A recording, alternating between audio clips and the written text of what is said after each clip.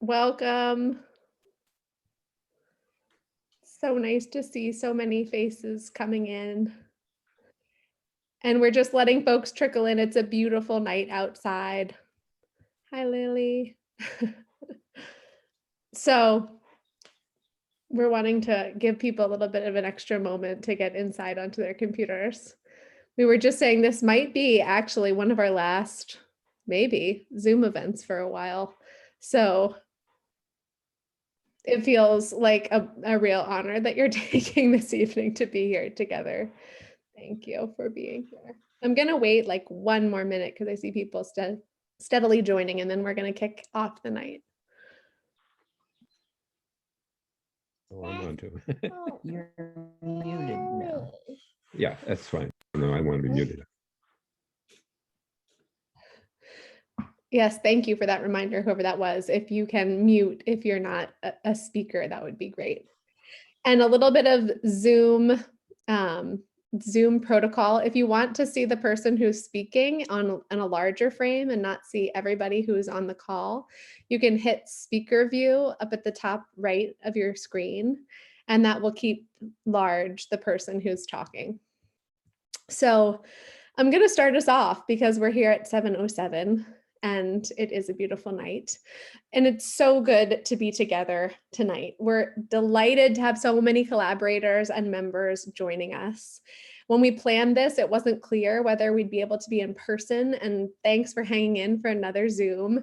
We look forward to many opportunities to gather in person on farms all over the state this summer. We are doing Feeding Those Who Feed Us events, bringing our pizza oven around and feeding farm crews, and we're doing on-farm socials and on-farm workshops, and we're just so excited to have the opportunity to reconnect in person. And it's really all of you who have been those who've made up NOFA for the last 50 years, and we are just so grateful to see you all here tonight. If you want and you are willing, we'd love to hear where you're calling in from over in the chat box. If you go over to where it says chat, you can put in your name, where you're calling in from, and how long you've been a member of NOFA or involved with NOFA. Would be really fun to see. So if people want to go over and introduce themselves. And while you're introducing yourself, I can introduce myself. I'm Grace Oedel. I use she and her pronouns. I'm the executive director of NOFA Vermont. I'm so excited to hear the stories from our storytellers tonight. It's really exciting. Erin's calling from Starksboro. She's been involved 15 years.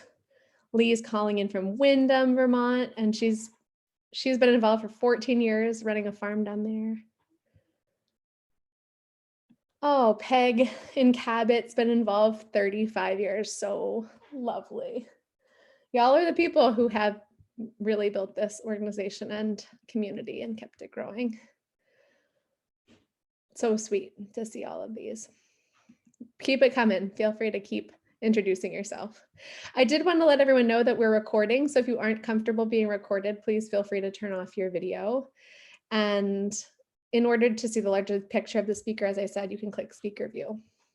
So welcome to our Moth style storytelling, celebrating 50 years of NOFA. We're so delighted to be together. I've been thinking about just what a span of time 50 years is, and imagining 50 years in the future, what kinds of stories will be being told about what's happened is a really inspiring question. And it's so wonderful to get the chance to just hear from everyone who's been involved before for this last half century in making this community thrive.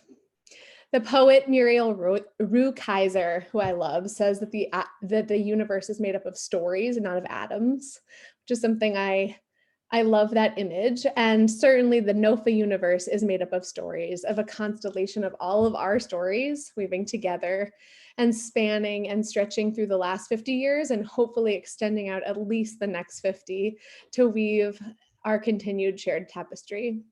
Stories of each of you digging in, showing up, being bold, making mistakes, healing, and together forming this shared agricultural community.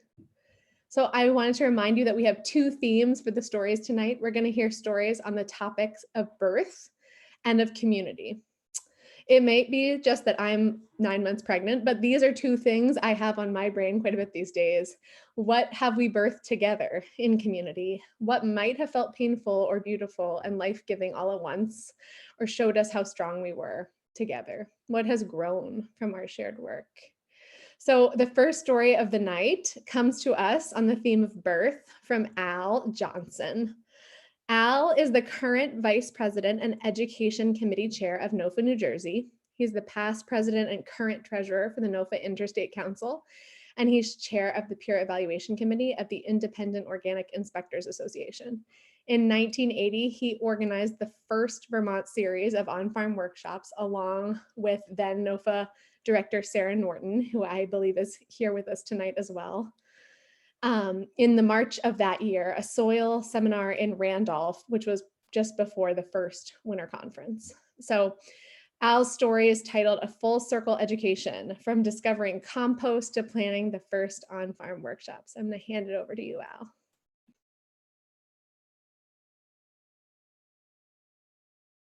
Okay, thank you, Grace. Yeah, I always say that compost changed my life. Now that's a story I'll come back to, but this is it's going to be a story, a personal journey, and a journey that merged with NOFA, and has stayed merged with NOFA for most of my life.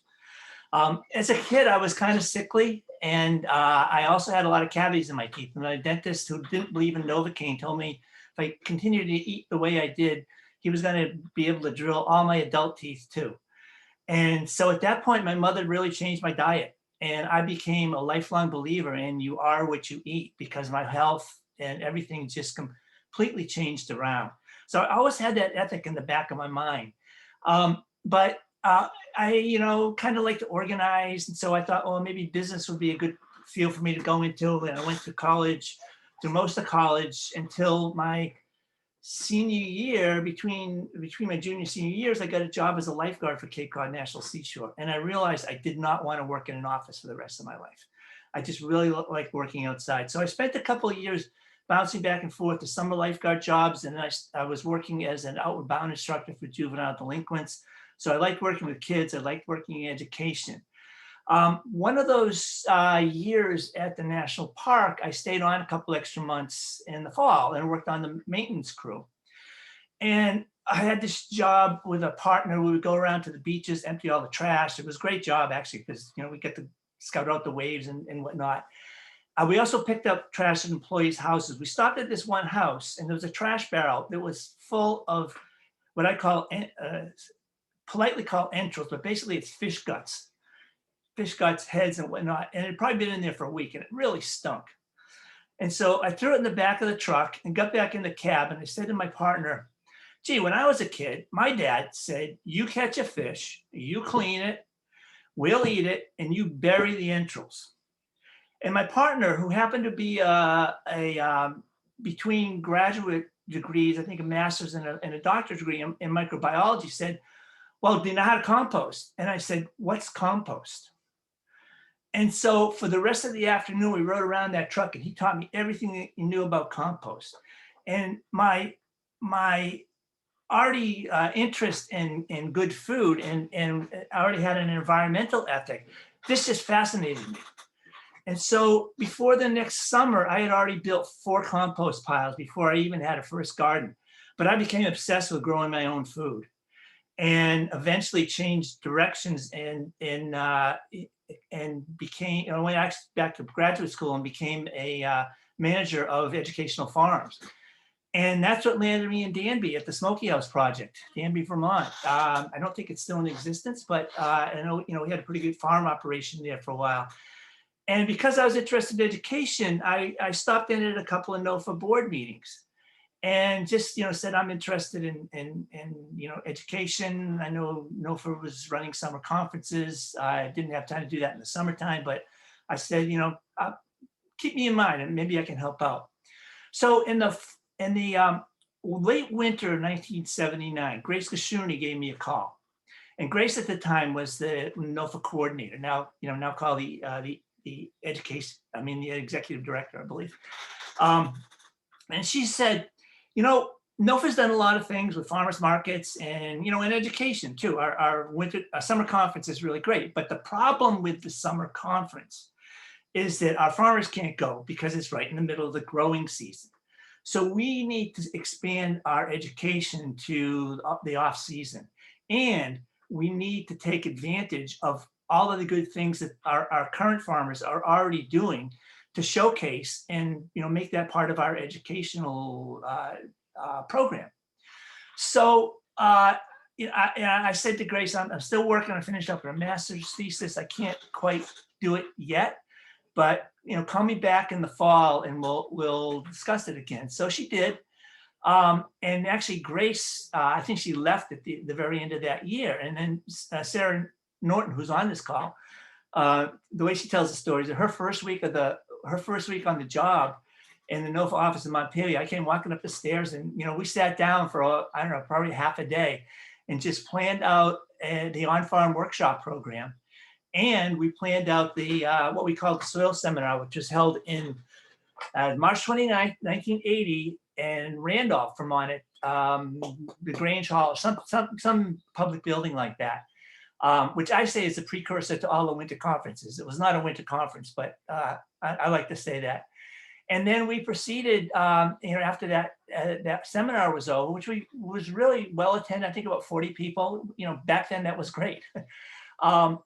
And then Sarah and I, you know, put together the on-farm workshop program, which, you know, I don't think it's ever had a break. I think, you know, NOFA Vermont has run it for what, 43 years now, 42 years now. Can't say that NOFA Vermont was the first, because a guy named Lowell Reinheimer in New Hampshire actually put one together the previous spring of the fall of 1979. But I understand that they didn't follow through for a couple of years. So actually NOFA New Vermont is the most long running on-farm workshop program. And I believe also that NOFA Vermont was the first to start the specifically the winter conferences.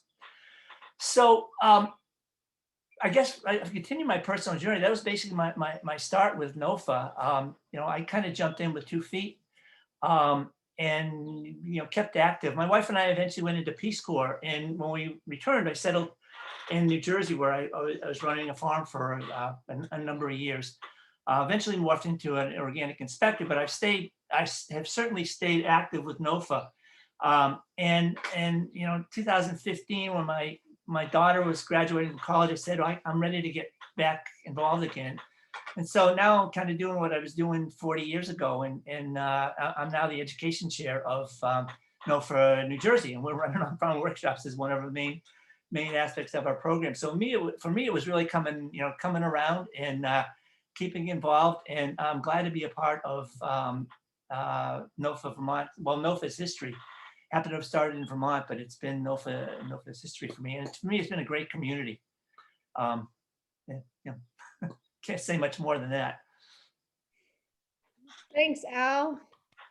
Thank you. Yay. I don't know how we do claps over Zoom. We can all do our, we can all throw up a reaction. Woo!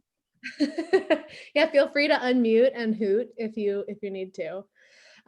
Thank you so much for that story and for all your work over all these years. Next up, we have Henry Harris telling his story. Henry now works with the Center for Grassroots Organizing. Henry is a lifelong Vermonter, and he's worked in resistance to the globalization of farming and trade around North America for the last 24 years. Henry really works at the intersection of regenerative organic ag, racial justice, and climate change. And his story is called How the Peasant Farmers Beat the World Trade Organization, on the theme of community. Henry, you're up. So there we were. It was 2003. It was raining really hard in Cancun, Mexico, and we'd all been there for about a month.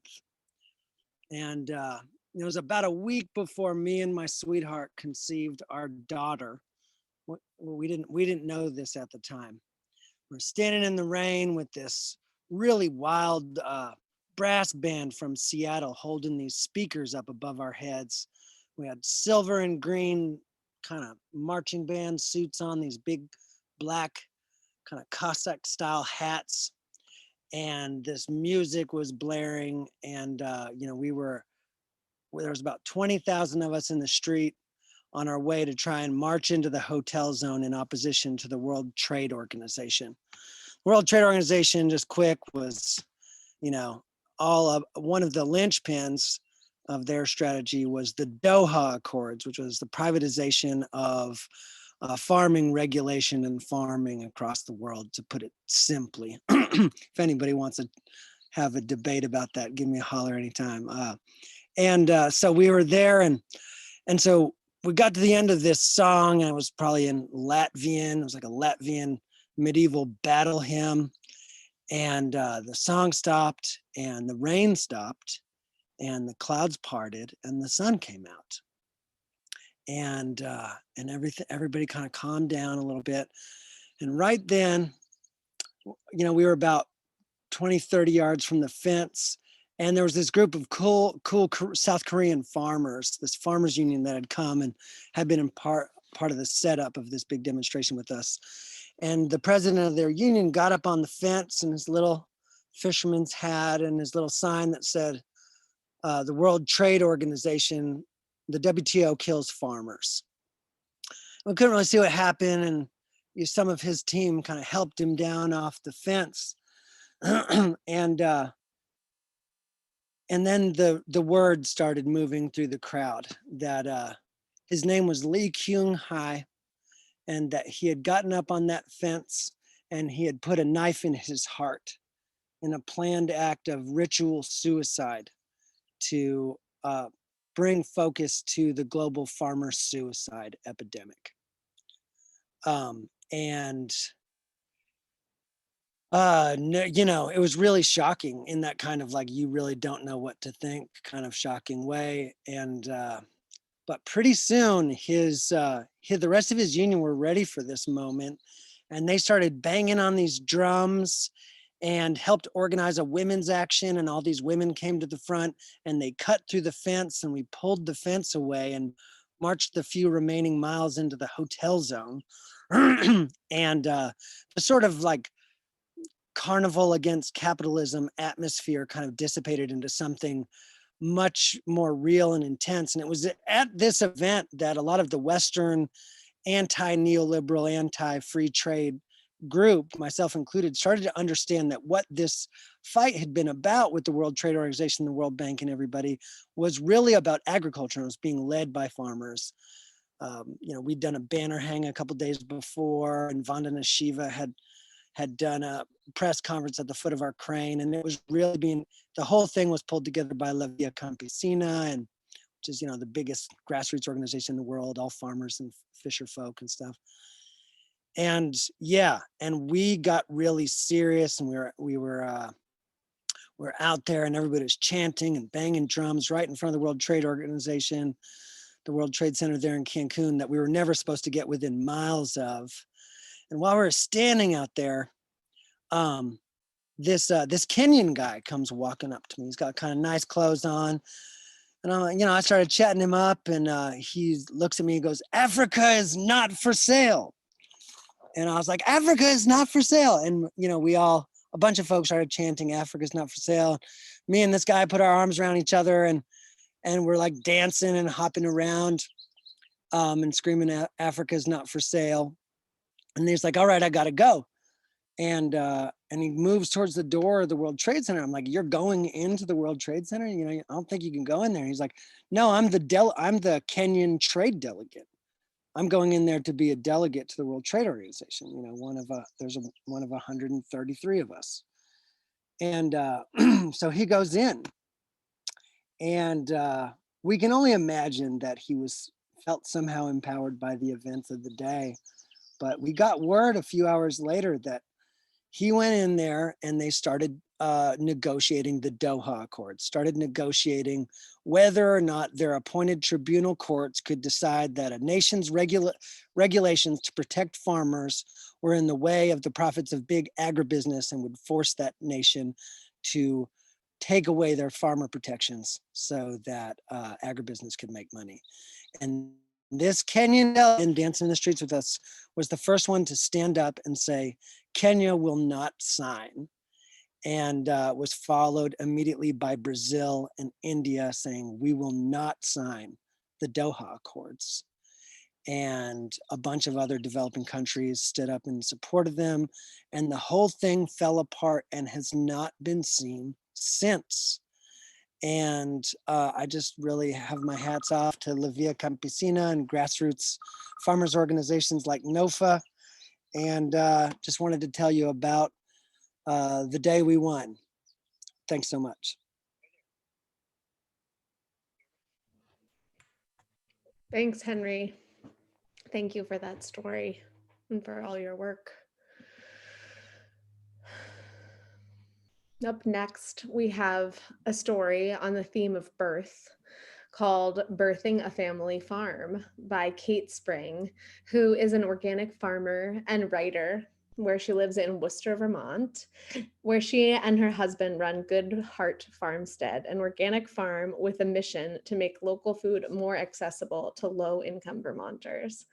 I had the pleasure of being on Kate's farm just a week ago, and I'm so excited to hear this story. I'm going to pass it over to you, Kate. Thank you. Okay. So when the water, which was near boiling, hit my knee, I screamed. The burn was instant, and I looked at it only for a second, but that second was long enough to see the layer of my skin peeled away. Cold water, and a washcloth, Catherine had commanded, because it wasn't just that I got a second-degree burn. I was also in labor in a birthing tub in a woodshed because we lived in a yurt and we didn't yet have running water, which was why my midwife was pouring hot water into the 100-gallon tub that you typically see used on farms as livestock water holding tanks. But that July day, my midwives had lined the clean tank and filled it pot by pot, heating the water outside over a propane stand, like the kind that you usually see used for deep frying turkeys. And I promise all of this was sanitary, but that burn took me right out of a contraction. I turned to my husband, Edge, and said to him, I'm not going to look at it. Just over a year earlier, in June 2012, we had found the land that would become Good Heart Farmstead. By that September, we'd raised the yurt, we started building a sheep barn and brought over our small flock of Icelandic sheep and started putting into motion our vision of a full diet year-round CSA. And I couldn't wait to start it all. I couldn't wait to start our farm. I couldn't wait to start a family and to bring to fruition this vision that we had been dreaming up for years as we worked on other farms. So before the sheep barn was finished, I was pregnant. And despite our years of growing experience, we had never run a business. So that winter, I enrolled in a class through UVM extension called Whole Farm Planning for Beginning Women Farmers. Now, I'm pretty optimistic, but alongside that optimism also lives some self-doubt. And one Saturday morning before the financial planning weekend of the course, I sat with Edge in near tears. My belly was growing. I was always tired. My emotions were high. And I said to him, what if this doesn't work? What if we fail and we lose everything and we have to become vagabonds? But in that financial planning class, my instructor, Jessie, stood at the front of the room and said, I know farmers who have retirement accounts and take vacations. That sentence became like a North Star for me, vacations and retirement. By March, I was 5 months pregnant and turning 26. On our way home from my birthday dinner, I fell asleep in the car, only to be woken by Edge's words, what the hell is that? I looked up toward the farm where orange-hued smoke billowed out from the hillside. We raced up toward the yurt and had some momentary relief of seeing it standing, which was quickly erased by flames that we saw coming out of our neighbor's barn. This was the same barn that we had stored everything we owned to start our farm with. By the time the first fire truck arrived, it was already too late. The next day, our neighbor came down to tell us that the fire had sparked from old electric wiring, and we put up a GoFundMe, and within days began to replace the hay and the tools we lost, and saw this community and support spring up around us, which was enough to help us start over. As my belly grew, so did the farm, and as if by some sort of cosmic rebalancing after the fire that June, it rained for a month straight. We started with just 18 vegetable CSA shares. We awoke to sunrises over the Worcester Mountain Range and spent our days transplanting and hoeing and moving sheep around the pasture. And despite the fire and despite my fear of failing, there was beauty that just sprang up everywhere. My due date was July 21st, which was the same day that Edge had scheduled the chicken slaughter. And I was like, oh my God, Edge, I cannot be giving birth while 100 chickens are dying on the farm. But due dates are more of an estimate. So while I helped package up chicken and fill the cooler, my baby stayed inside of me, waiting until later that week before beginning the journey into the world. Once the burn on my knee was cooled, I got out of the tub and hobbled back into the yurt, and I pushed for hours when finally Catherine looked at me and said, Katie, we need to talk. She knelt on the floor, looked directly in my eyes and said, you need to stop pushing for 2 hours. So if you have ever given birth or witnessed birth, you'll know what it means to tell a woman in labor to stop pushing. It's like going skydiving and then telling the diver not only to stop falling, but also to go back up into the plane. It's just an impossible thing to ask. So I looked back at her. I was sweaty, I had hair matted to my forehead, a washcloth still on my knee, and I said, how am I going to do that? And she said, I don't know. So she turned off the lights, she lit a candle, gave me some sort of tincture, and I laid on my side, gripping Edge's hands as I closed my eyes and tried to breathe. There are some things that you have to do on your own. There was no one else who could push my baby out for me. And at the same time, I wasn't alone. I had the support of my birthing team and this circle of breath that had come around me. And it's the same thing with starting a farm. There was no one else that was going to go out and shape the beds or stay up late working out projections or get up early to feed the sheep for us. But there was community all around. There were people who showed up after the fire to help. There were people who signed up to be customers and a ton of family support. When my baby finally released, he came pouring out like a fish through an open dam. After hours of pushing and constraint, here was this moment of ease. I looked down and announced, it's a boy. His head was misshapen, compressed from so many hours of being in the birth canal. And later, Edge would tell me that his first worried thought was, what's wrong with his head? When in reality, it's just part of the process. Sometimes you have to compress in order to get into the shape that you're meant to be. And it was like that with the farm too. Our idea of what the farm would look like and be like went through its own contractions and expansions. The sheep, which we thought would be a cornerstone of the farm, preferred jumping their fence to eat broccoli instead of grass. And after a few seasons, we sold them off. The grand ambitions of a full diet year-round CSA run by just the two of us and now a baby became way too much for us to hold. And we didn't want to do it all anymore. But at every juncture we asked, what if this doesn't work? How am I going to do that? And sometimes we just said, I'm not going to look.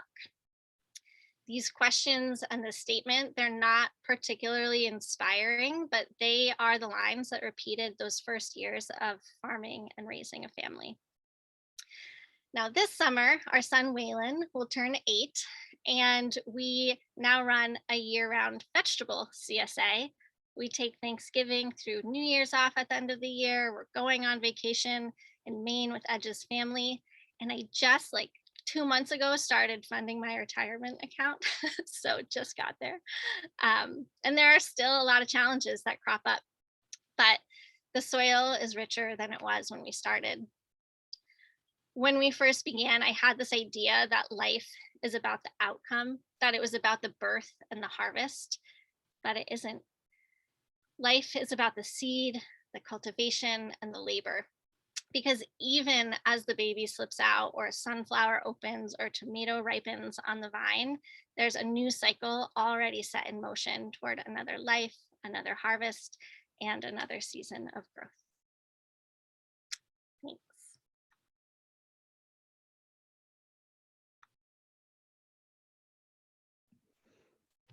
Oh, Kate, what a story. Very amazingly told. That, yeah, I'm seeing a lot of claps. A number of people private messaged me, this is amazing. She needs to write a book. So please consider that in your future. Thank you. Our next storyteller tonight is Emmett Dunbar. Emmett and his family run Anjali Farm, a diversified farm practicing biodynamic agriculture in South Londonderry.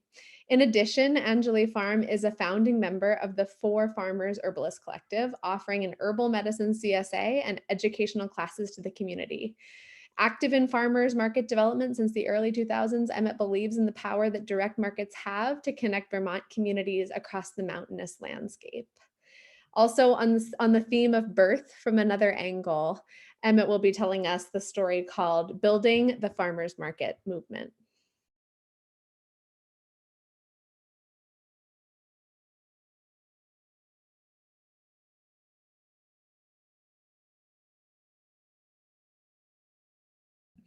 Emmett, you need to unmute.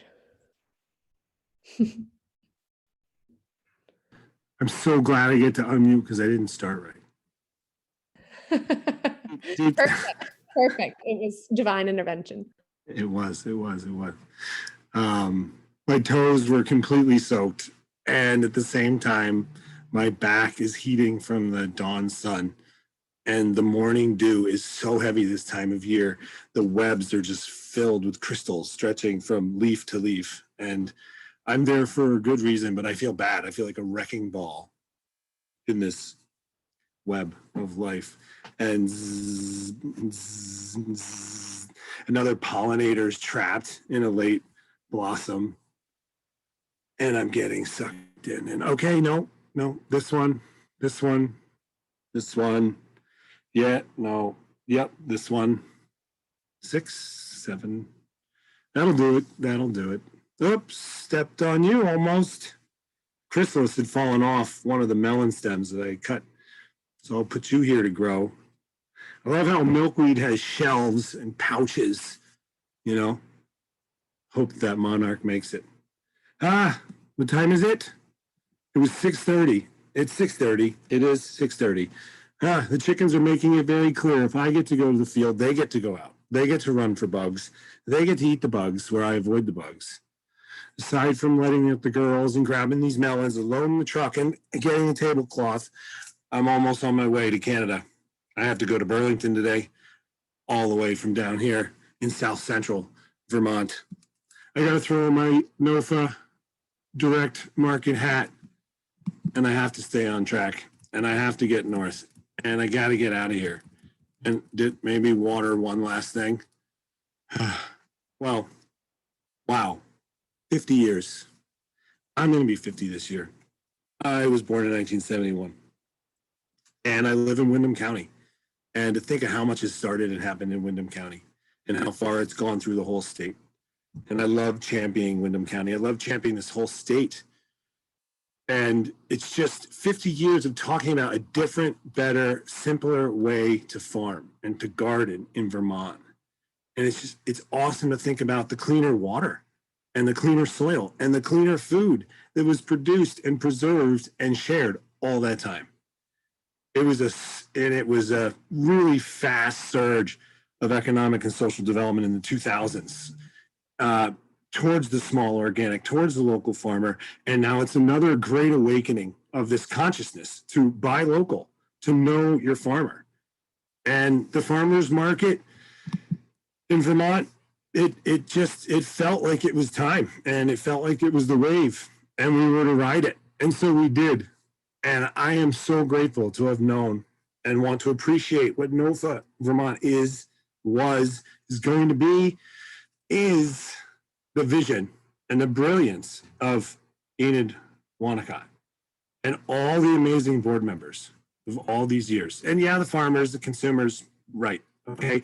But the leadership and the idea that it's a membership group, and to go into gardeners beyond farmers, and to go into students, and to do everything it's done, to recognize the membership part was so important. But within that, as the first farmers market coordinator for the state of Vermont in 2001 to 3, working with Enid, we and others saw the growth in the demand and the need for the supply throughout the Vermont communities.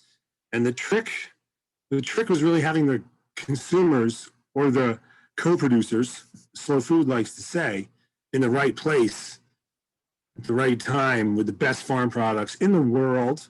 Who has more awards than us? Nah, nobody. Packed, sold, fresh, ready. The USDA, the Department of Agriculture, then the Chamber of Commerce, the Grocers Association, the individual farmer who was happy with all their, making all their money, doing their thing. They weren't doing it. There was no group. No one was seeing this, that there was this market share. In fact, I think the pressure was from the existing wholesale institutions. It was from the brick and mortar stores, and it was from the idea that the merchants might have been afraid of this new movement, this alternative food movement that Vermont is responsible for throughout the country. There were, I don't know, a couple hundred registered with the USDA, and within years, it shot through the roof. There were maybe a dozen in Vermont, 15, and in a couple of years, Enid and I and the rest of the people doing this, we had doubled or tripled it to like 40. So while the farmers market coordinator job was there with farming, I realized that in order to do this, we're going to have to get some grant money. We're going to have to do some things. We're going to have to bring some people together. How are we going to get these farmers markets to happen? Some places don't even want them to happen because of the parking or this or that. So to the stomach, right? To the stomach. Who are these people? Who's popular? Chefs. So we created Shop Fresh with the Chef. We did 6 Shop Fresh with a Chef, July to September, 6 farmers markets, 6 different locations, 6 different chefs. And the second to last chef event was in Burlington, mid-September. Back to me harvesting the melons, trying to get off the farm in 2002 or whatever. The promotion needed to be months ahead. So it could have been any kind of weather. I didn't really know anybody, wasn't sure what we were going to do. We were going to do winter squash and potatoes. We'd already done heirloom tomatoes in Hardwick. So I guess it was me. I went with a savory melon soup and a melon salad. I put Anjali Foods instead of Anjali Farm in the press release and the proto material, and it made sense. I grew great, funky, interesting melons, and it was the end of the season, and I would have them, something to do. So off I went with my melons to the old North End, to the first year of a maybe is this even going to work kind of a thing. And now is the seat and the center for the diversity and the youth and the integration and the intelligence and the ability that comes out of all the institution of education at UVM and all the people coming from different parts of everywhere. They go to Burlington. Burlington is happening. It's exciting. The North End is doing great. It's a model for the world. The city is a model for the world, whether it's the refugee acceptance and ability, whether it's the multiple language in the school, whether it's the local dollars spent, whatever it is, you guys are just doing it up there, and it's amazing. And to have been part of that is incredible.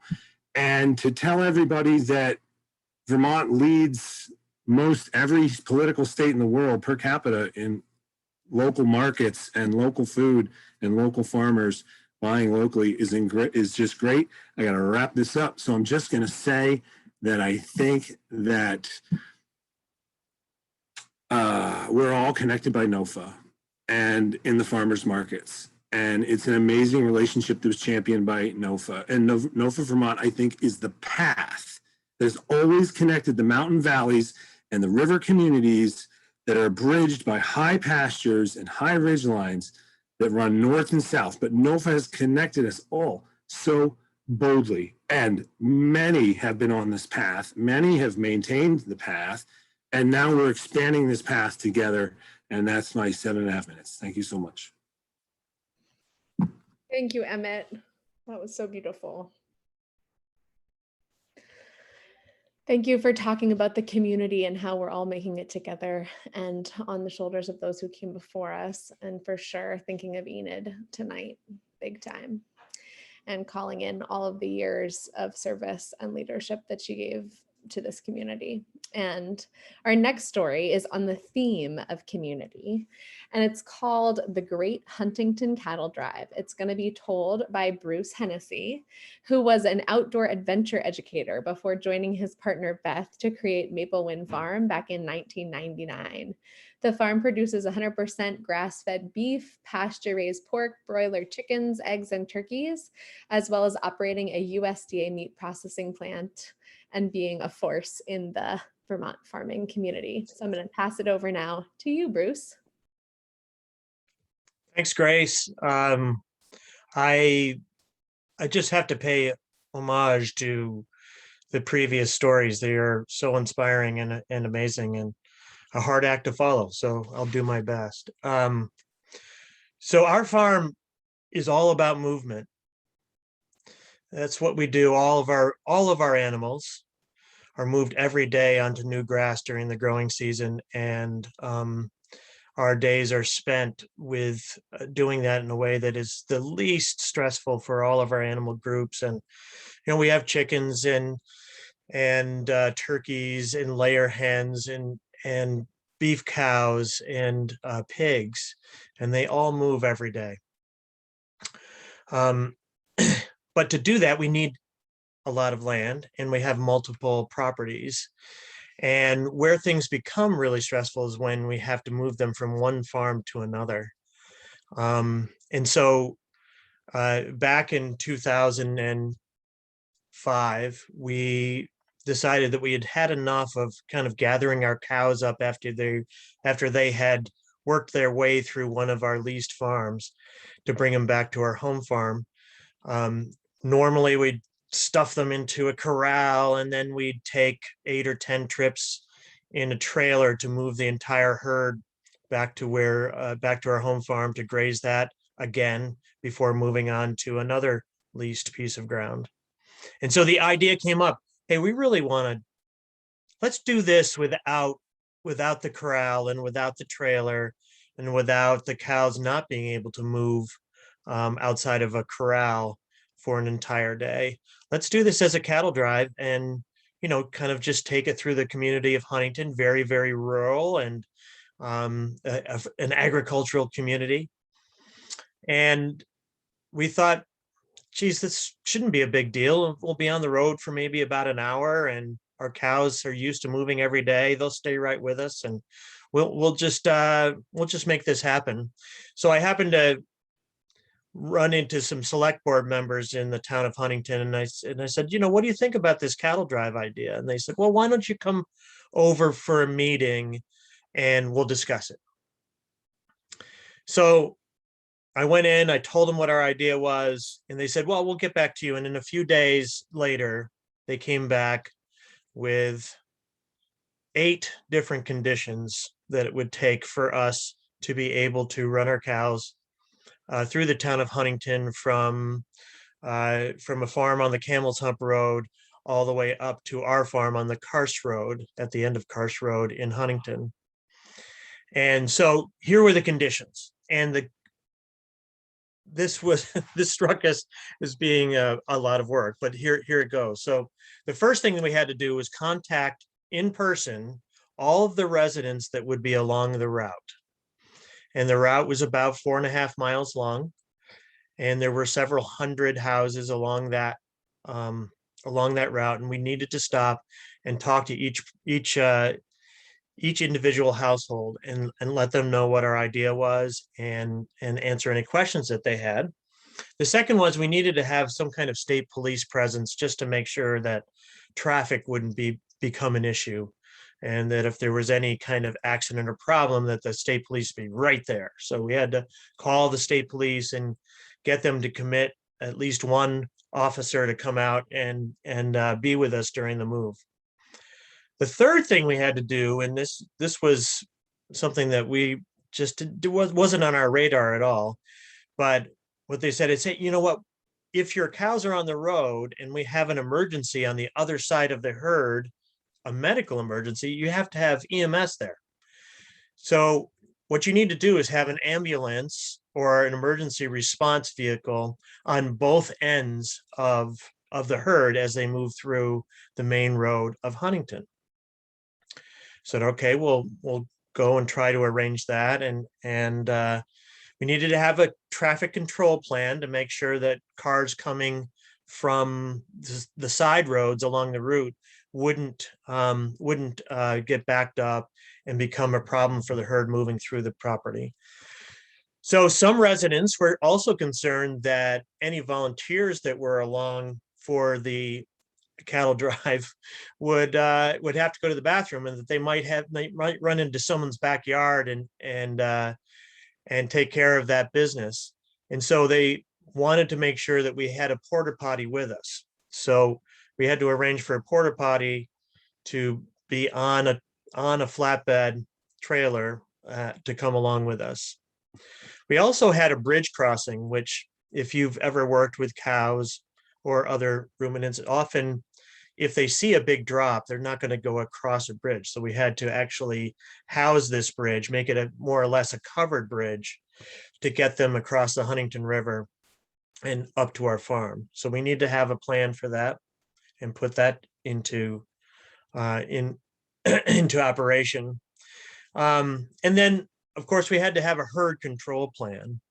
And what we came up with was obviously some vehicles in front and in back, but we realized that our cows as a herd might expand or contract along the route. So we had our plan was to have reels of polywire on each side and human posts that would hold that polywire up, just like their fence would be in the field.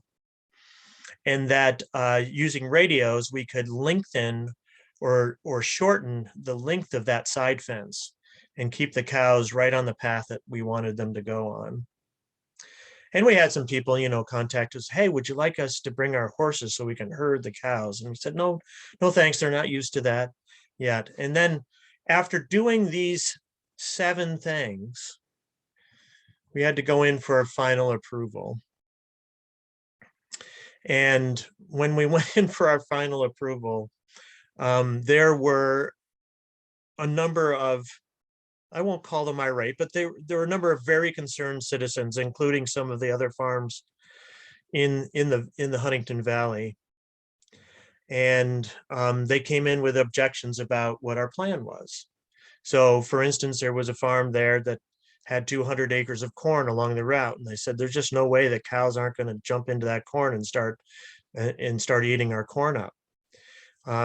There were a number of residents who were really concerned about the emergency services on either end.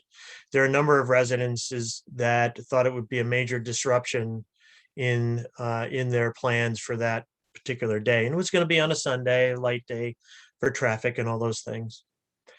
And it started to appear as if, the tide was against us, that we wouldn't be able to do this cattle drive. And then 2 people got up and spoke to the group. And the first one was Enid Wanacott. Obviously our longtime former director of NOFA, and she spoke about the fact that she had seen us move our cows every day, and she felt like we could accomplish this task, and that there would be many people in the community that would come out to support it. And the second person was an old retired dairy farmer named Ken Pillsbury. He was in his mid-80s, didn't walk very well. He was kind of the town curmudgeon at town meeting. He'd actually offered to go out and get into a fist fight with me over a certain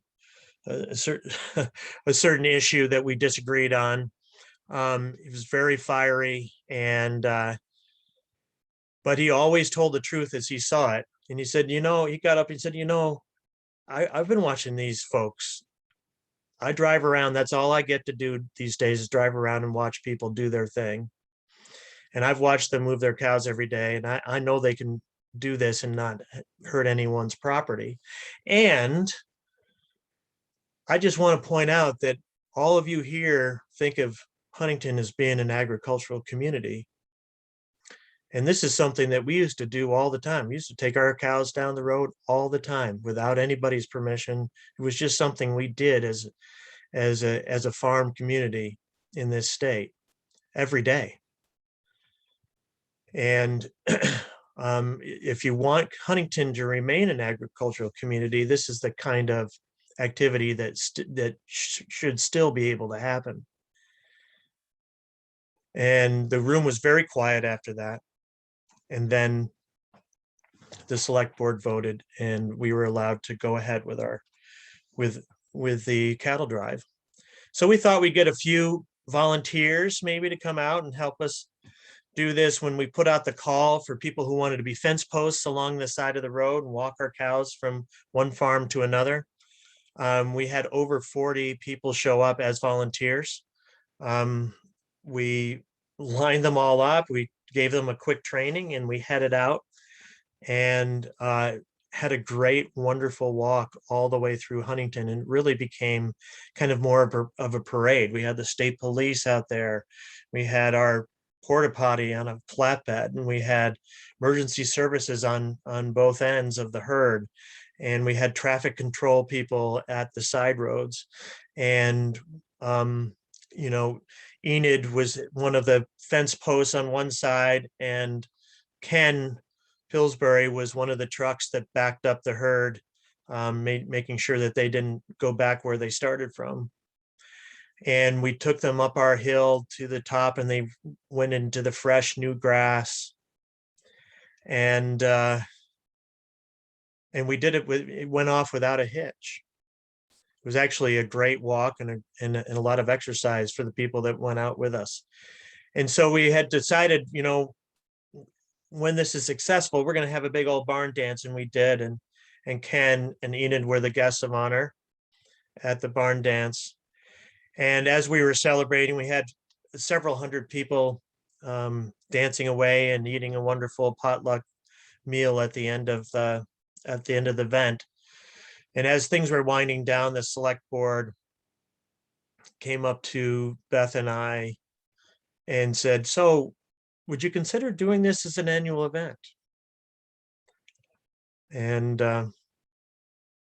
we never did do that, but it did bring us closer as a community, as a farm community in Huntington. Thanks for listening. Yes, snaps. That was an amazing story I'm seeing in the chat. I was feeling so inspired hearing that. And I love the idea of these folks showing up and the old Pillsbury farmer saying this can happen. It's so beautiful. Thank you for all that you've done building community. Yeah, everybody's chiming in the chat. It's a great story. And also nice to hear another one about Enid, especially.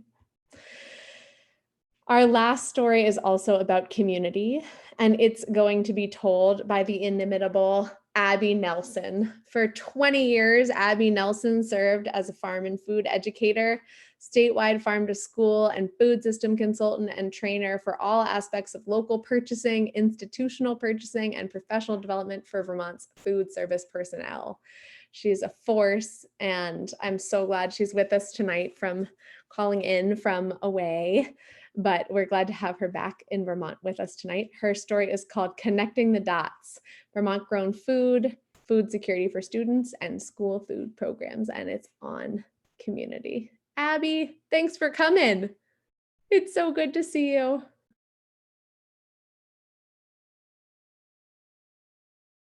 You have to unmute.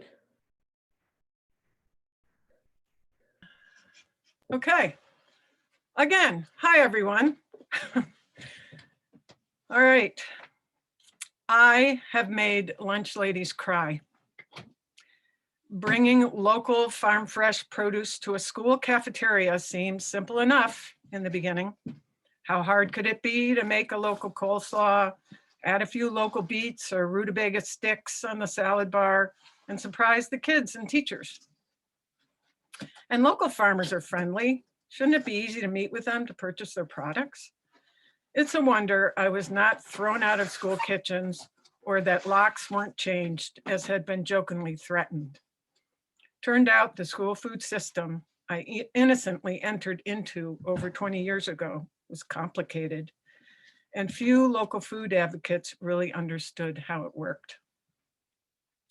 I took this as a challenge, and this story is about how I learned to connect the popular Vermont local food movement with the undervalued school food programs and help build a respected school food movement.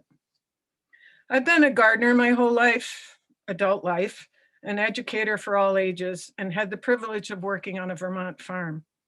When I changed my career path from special educator to farm-based educator, I was lucky enough to meet and work for 3 Vermont food and farm visionaries: Joseph Kiefer of FoodWorks, Megan Camp of Shelburne Farms, and Enid Wanacott, my director for many of those 20 years at NOFA Vermont.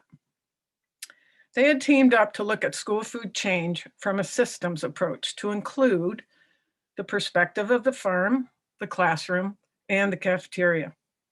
They created and maintained a farm to school model, Vermont Food Education Every Day, known as Vermont Feed, that is being used in many states right now. Coming from the farm and local food perspective at NOFA Vermont, I dug into the school food system. I'm very curious and an enthusiastic learner by nature, but was not prepared for the complexities of school nutrition programs. To begin with, these are operated by federal and state rules and guidelines. For instance, if the government decides that kids need less fat or more protein or more vegetables in their meals, they change the nutrition standards that schools must abide by. Learning about these side by side with the school food personnel helped me better understand what they had to go through to get food on the tray, never mind where it came from.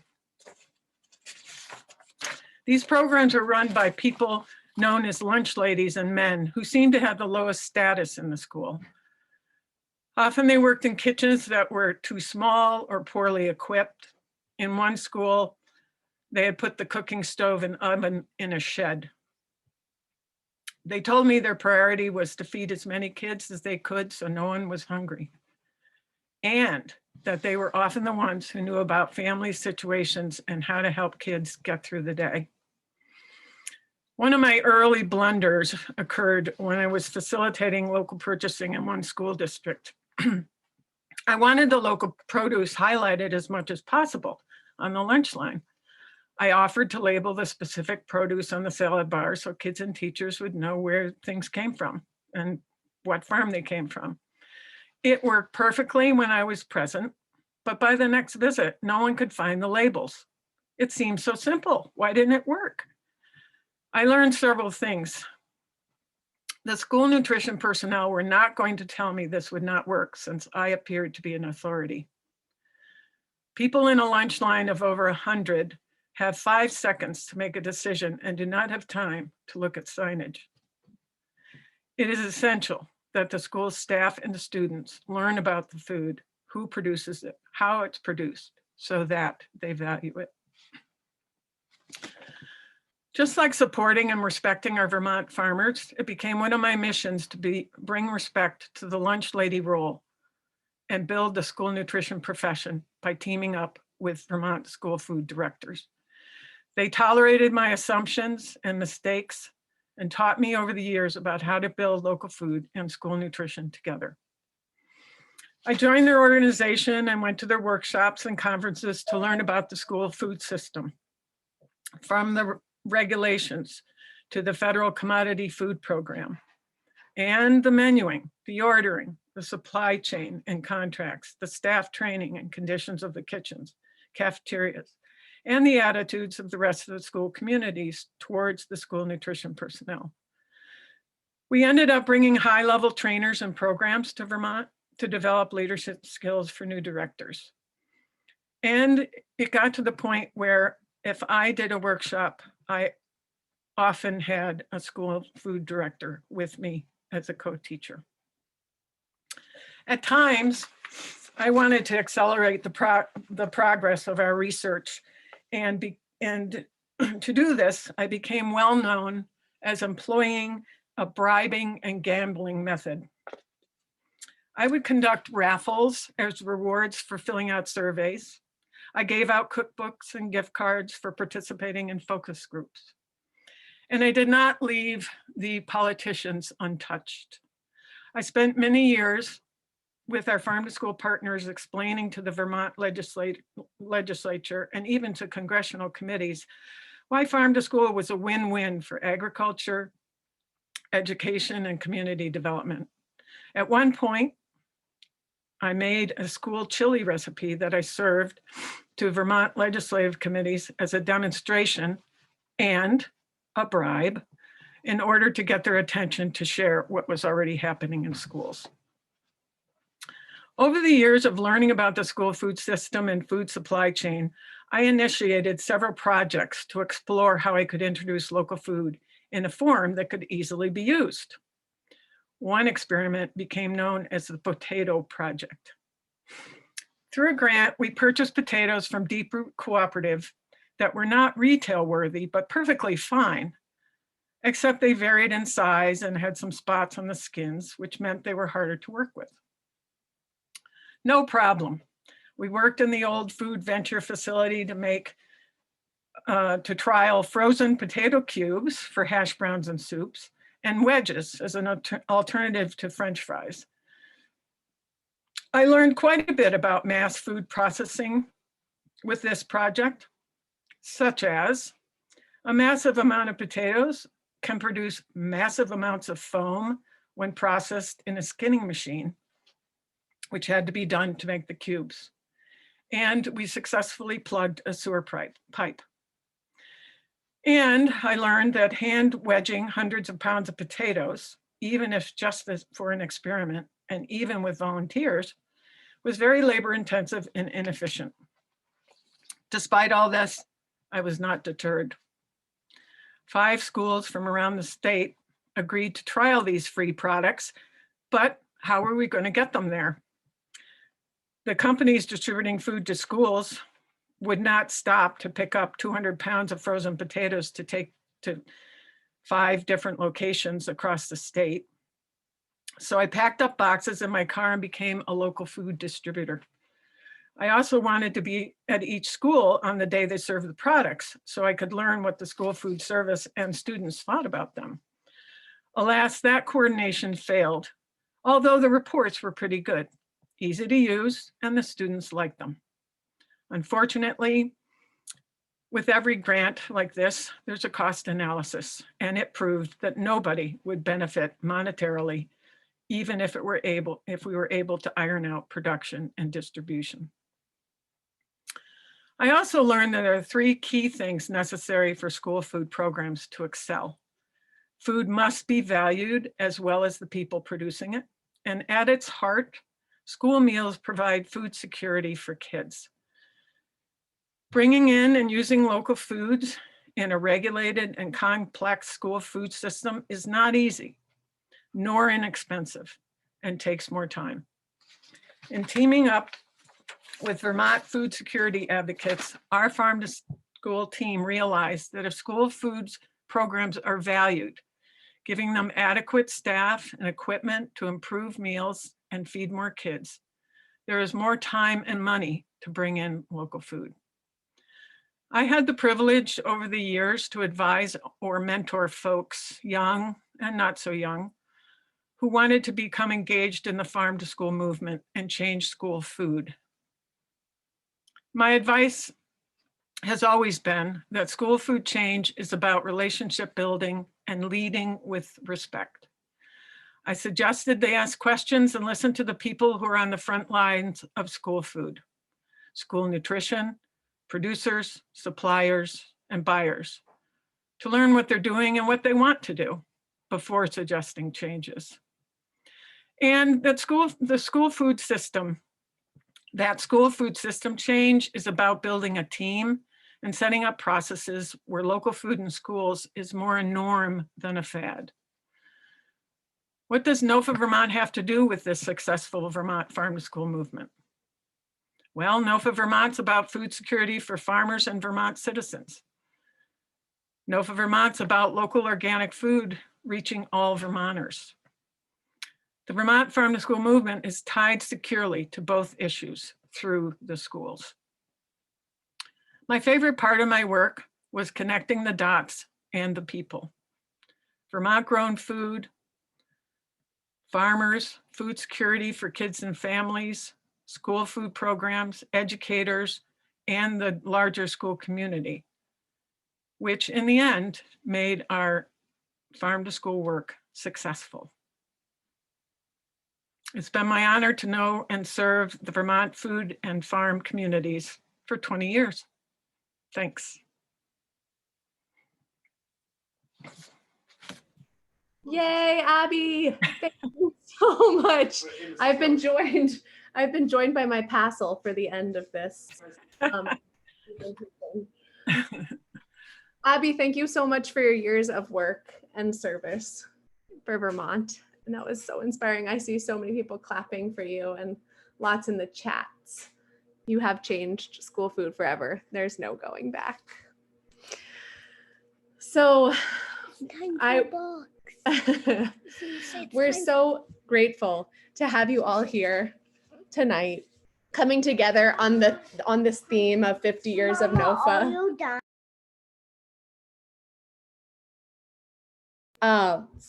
Sorry, we're also in the middle of bedtime, and we're just so grateful to have you all here tonight, celebrating the last 50 years, coming together to hear these stories of the moments that have come together to make NOFA Vermont what it is, and the state of Vermont agriculture what it is, and our community what it is. It's really beyond all of us.